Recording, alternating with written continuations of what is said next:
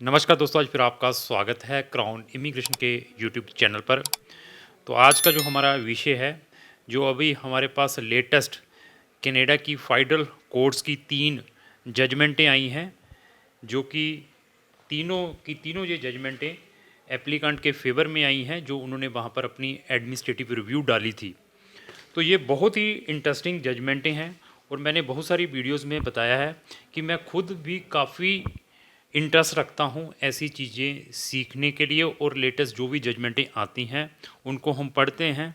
पढ़ने के बाद जो इनके अंदर उन्होंने अपनी सुप्रीम कोर्ट की जजमेंटें या डीएलआर, जिसको हम डोमिनी लॉ रिपोर्ट्स कोट करते हैं, जब वहाँ की एडमिनिस्ट्रेटिव रिव्यू डालते हैं, उनको भी हम रीड करते हैं। रीड करने से हमें क्या बेनिफिट मिलता है? एक तो ये मेरे लिए केस स्टडीज़ हैं। अगर हमारे पास इस टाइप का कभी भी कोई केस आता है तो हम उसमें प्रॉपर प्रिकॉशंस लेते हैं। आइदर उसकी कोई इंटरव्यू आ गई है जहाँ बच्चे के ऊपर बैन लग चुका है, तो अभी अगर उसको कैनेडियन अथॉरिटी ने PFL इशू किया है, प्रोसीजरल फेयरनेस लेटर इशू किया है, वो बहुत ही इम्पोर्टेंट है। Due to breach and lack of PFL के कारण ही ये एडमिनिस्ट्रेटिव रिव्यू अलो हुई हैं। तो ऐसे केसेस जब हमारे पास आते हैं, उसको देखने के बाद हम अनदर जो कनाडा के डिफरेंट डिफरेंट टाइप के वीज़ाज़ को अप्लाई करते हैं। अगर वो रिफ्यूज़ होते हैं यहाँ से, अगर हमने उनको दोबारा रीअप्लाई करना होता है, उसके अंदर इस टाइप की जजमेंटों को भी कोट करने की कोशिश करते हैं, ताकि जो वीज़ा ऑफिसर है वो सेटिस्फाई हो पाए। तो ये तीनों जो लेटेस्ट जजमेंट हैं, कौन किस किस से रिलेटेड है? पहली जजमेंट के अंदर एक बच्चे ने अपना कनाडा का वर्क परमिट वीज़ा अप्लाई किया था, लेकिन उसका वीज़ा रिफ्यूज़्ड हो गया। रिफ्यूज़ल का रीज़न लिखा गया कि आपने जो एक्सपीरियंस लेटर लगाया था वो फेक था, that reason we are going to refuse. और साथ में उसको 5 साल का बैन लगा था। तो उसने अपना जो केस है वहाँ की फेडरल कोर्ट के अंदर डाला था। वो उसकी जो एडमिनिस्ट्रेटिव रिव्यू है वो अलो हुई थी। तो 2 ये केसेस ऐसे हैं। ये है ओपन वर्क परमिट वाले। इनके स्पाउस वहाँ पर हैं ऑलरेडी। आइदर वो स्टूडेंट वीज़ा के ऊपर था, तो दूसरा वर्क परमिट के ऊपर था आफ्टर कंप्लीशन ऑफ स्टडी। तो यहाँ पर एक बच्चे ने 3 बार अपना टूरिस्ट वीज़ा अप्लाई किया, तीनों बार वो रिफ्यूज़ हुआ। फोर्थ टाइम उसने अपना ओपन वर्क परमिट अप्लाई किया, वो भी रिफ्यूज़ हुआ, और साथ में उसके ऊपर बैन लगा है, और साथ में 5 साल का बैन लगा है क्योंकि उसकी अम्बेसी की इंटरव्यू आई थी। जो तीसरा केस है वो भी सिमिलर केस है। उसको भी स्पाउस का केस था, उसको भी इंटरव्यू के लिए बुलाया गया। इंटरव्यू के अंदर कुछ क्वेश्चंस बच्चा प्रॉपर नहीं बता पाया, उसके कारण रिफ्यूज़ हुआ है। तो जब हमारे पास कोई भी स्पाउस केस आता है, मैंने फिर बताया वी आर टेक्निकल, अगर आपकी इंटरव्यू भी आ चुकी है, हमारे पास इस टाइप का डाटा रहता है। हम बच्चे को बताते हैं कि भैया अभी आपकी इंटरव्यू आई है, वीज़ा ऑफिसर ने कहाँ तक जाना है, ये क्वेश्चन पूछने, आपको इसके बारे में प्रॉपर नॉलेज हो, तो तब जाकर वो इंटरव्यू क्लियर होती है। अभी आप चलते फिरते एजेंट से अपने family reunion cases, open work permit वाले केसेस अप्लाई कर देते हैं। कल इंटरव्यू आ जाए या वहाँ पर आपको वो रिफ्यूज़ कर दे, तो उसके बाद क्या आपका वो कंसल्टेंट के पास इतनी पावर है कलम में वो 3-4 पेज का एक रिप्रेजेंटेशन ही एम्बेसीज को डाल दे, जहाँ उसके पास ऐसी नॉलेज है वो इस टाइप की जो जजमेंटें आई हैं फेडरल कोर्ट की, वो आपके केस में कोट करे जब उसने दोबारा रीअप्लाई करना है? वो नहीं कर पाएगा, क्योंकि पढ़ना थोड़ा है, प्रमोशनें करनी है, वीज़ा आ गया, वीज़ा आ गया। तो ये बहुत ही इंटरेस्टिंग और बहुत ही फेवरेबल जजमेंटें हैं इसके अंदर। मतलब मैं उन जो सॉलिसिटर हैं, जिन्होंने बैरिस्टर्स ने इन केसेस को रिप्रेजेंट किया, उनको सल्यूट है मेरी ओर से। उन्होंने इसके अंदर वहाँ की जो कनाडा की सुप्रीम कोर्ट्स की जजमेंटें रही हैं उनको कोट किया है, और उसके कारण ये चीज़ें, ये इनको इनकी जो एडमिनिस्ट्रेटिव रिव्यू अलो हुई है।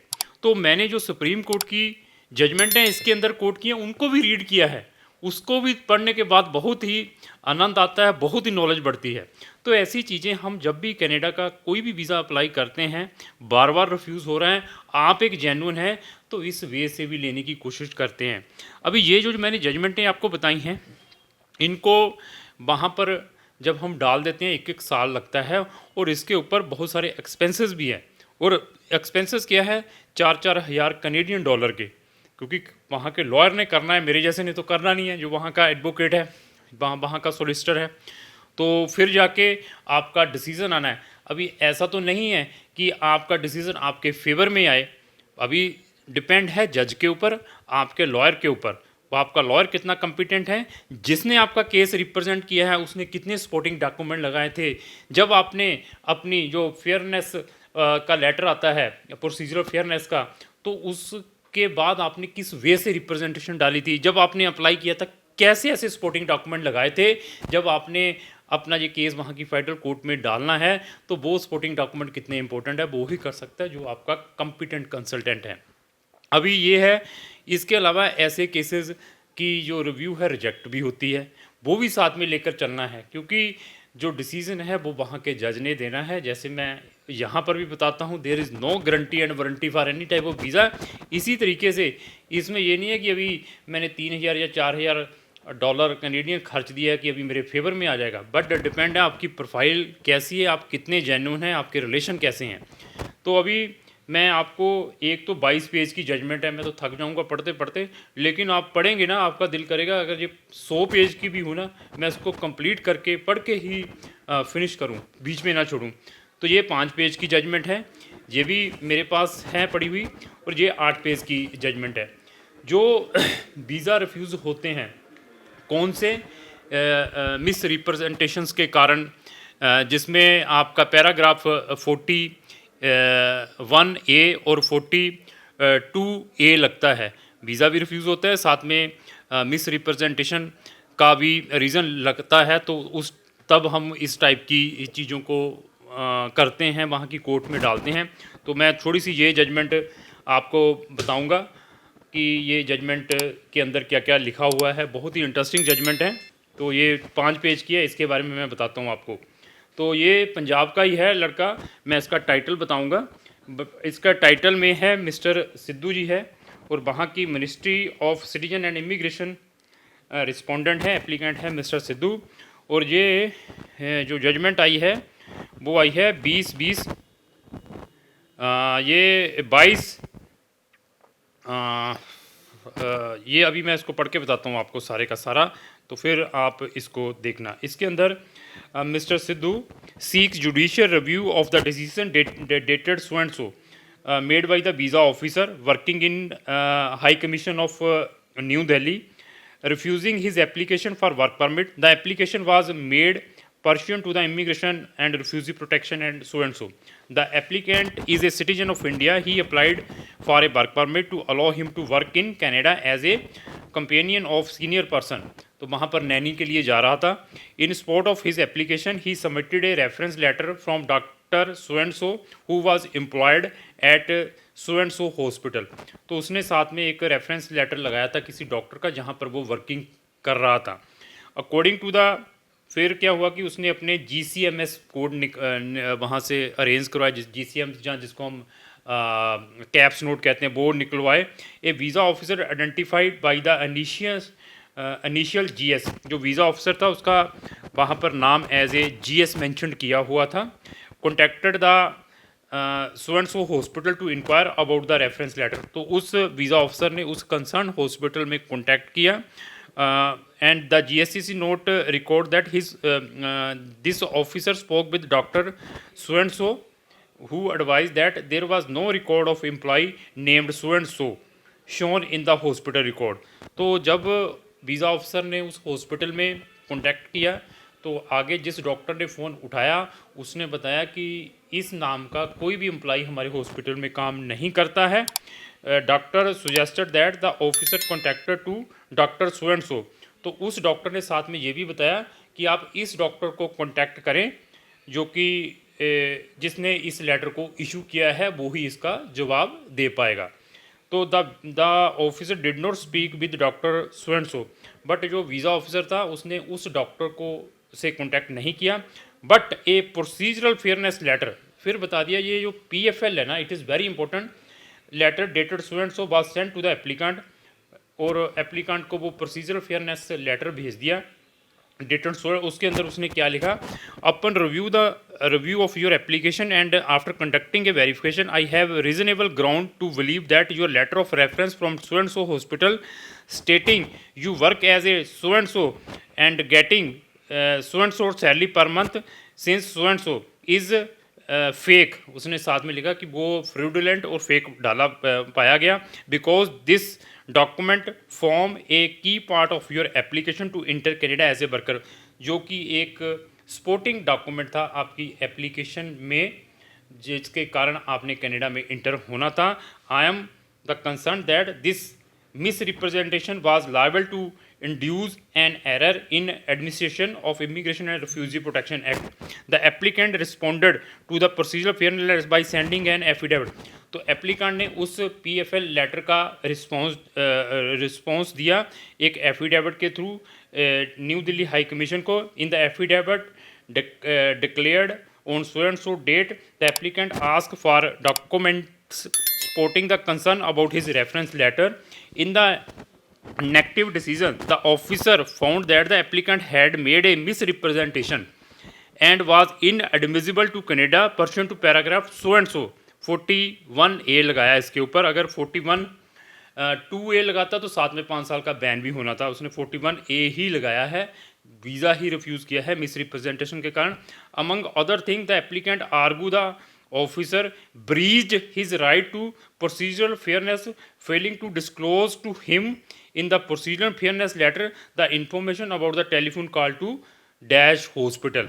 तो उसने प्रोसीजरल फेयरनेस लेटर के अंदर ये नहीं बताया था, किसने, वीज़ा ऑफिसर ने, कि उसने वहाँ पर कॉल की थी, इस डॉक्टर से उसने संपर्क किया था। तो ये भी एक लैक ऑफ और ब्रीच ऑफ प्रोसीजरल फेयरनेस है, ये भी इस अपील के अंदर लिखा गया, जो जिस सोलिसिटर जिस एडवोकेट के थ्रू ये उसने अपील की थी। The applicant also submit that the decision is unreasonable. तो एप्लीकेंट ने ये भी कहा कि जो आपने रीज़न दिया है वो अनरीजनेबल है। The ministry of citizen and immigration argue that there was no breach of procedural fairness.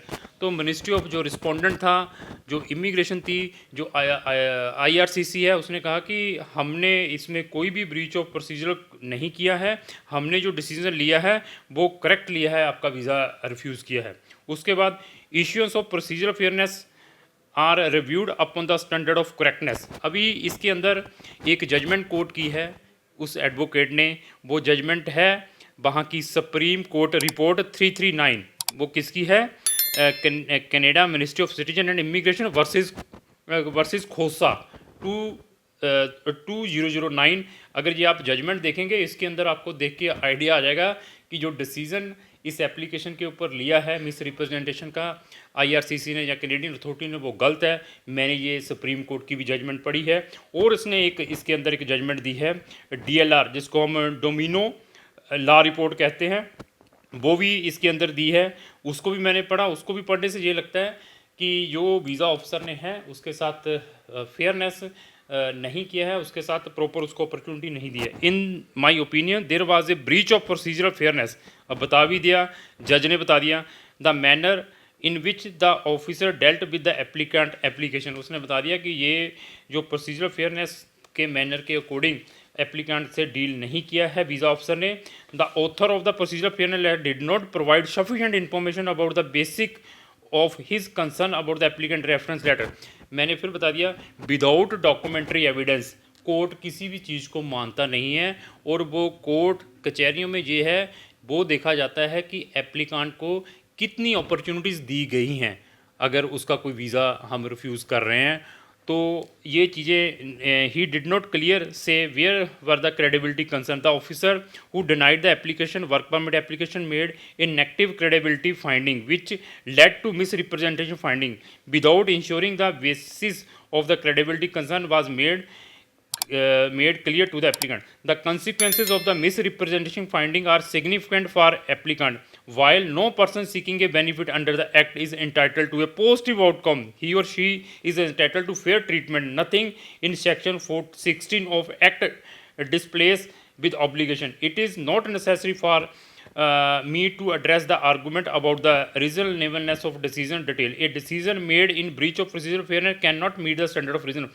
In the result, last में जो कोर्ट ने डिसीजन दिया। In the result the application for judicial review is allowed, जो judicial review के उसको allow कर दिया।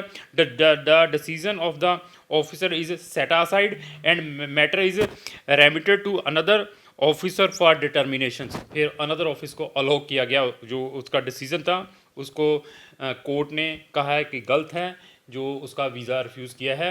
अभी जो इसकी जो रिव्यू है उसको अलाउ किया जाता है और अनदर वीज़ा ऑफिसर को दिया जाता है इसको दोबारा रिकन्सिडरेशन के लिए। There is no question for certification of arising. तो इस टाइप की जजमेंटें हम पढ़ते हैं। आने के बाद ऐसी ऐसी चीज़ें, चाहे वो सुप्रीम कोर्ट की है चाहे वहाँ की फेडरल कोर्ट की है, वो भी हम आपकी रिप्रेजेंटेशन के अंदर लिखते हैं। अगर आप एक जेन्युइन है, आपका केस बार बार रिफ्यूज़ हो रहा है, तो मैं आपको यही रिक्वेस्ट करना चाहता हूँ, जब भी आपने अपना केस स्पेशली कनाडा का अप्लाई करना है, टेक्निकल लोगों के थ्रू अप्लाई करने की कोशिश करें। चाहे वो स्टूडेंट है, चाहे आपका टूरिस्ट वीज़ा है, चाहे आपका केस बार बार रिफ्यूज़ हुआ है, चाहे आप ओपन वर्क परमिट अप्लाई करना चाहते हैं। और क्राउन इमिग्रेशन को भी बहुत अच्छा नॉलेज है, कनाडा के भी हम रेगुलर केसेस अप्लाई करते आ रहे हैं। अगर आपने कनाडा में पढ़ने के लिए जाना है, आपका केस 2 बार 4 बार भी रिफ्यूज़ हैं, आप एक जेन्युइन स्टूडेंट हैं, तो एक बार हमें भी कंसल्ट करें। आपका केस देखने के बाद मैं आपको बता सकता हूँ कि अब फर्दर आपको यहाँ पर अपना केस दोबारा रीअप्लाई करना चाहिए, जहाँ आपको वहाँ पर अपनी एडमिनिस्ट्रेटिव रिव्यू डालना चाहिए वहाँ के फेडरल कोर्ट में। अगर आपको बैन भी लग चुका है, आप एक जेन्युइन स्टूडेंट हैं, आपके पास पेशेंस हैं और आप पैसे खर्च सकते हैं, वहाँ की फेडरल कोर्ट के थ्रू भी आप आईआरसीसी को, कनेडियन अथॉरिटी को कोर्ट में भी घसीट सकते हैं, अगर आप एक जेन्युइन हैं। तो मैं हर एक वीडियो में भी ये भी बताता आ रहा हूँ कि जब भी आपने किसी भी कंट्री का वीज़ा अप्लाई करना है, तो प्रॉपर डॉक्यूमेंट लगाने हैं, किसी भी फेक डॉक्यूमेंट को यूज़ करने की कोशिश नहीं करनी है। जहाँ पर जितनी भी एम्बेसी इस्टेब्लिश है इंडिया के अंदर, वो इसीलिए खोली गई हैं कि वो इंडियन को वीज़ा दें अगर वो एक जेन्युइन विजिटर है या स्टूडेंट है। तो इस टाइप की इन्फॉर्मेटिव वीडियो डेली मैं अपने सोशल मीडिया पर डालता रहता हूँ, और आप चाहते हैं व्हाट्सएप पर वीडियो मैं अपने सोशल मीडिया पर डालूँ, उसकी नोटिफिकेशन सबसे पहले आप तक आए, तो आपको हमारे जितने भी सोशल मीडिया उनको फॉलो करना पड़ेगा। अगर आपको जो मेरी वीडियो अच्छी लगी, इसको लाइक एंड शेयर करना ना भूलें। Thank you.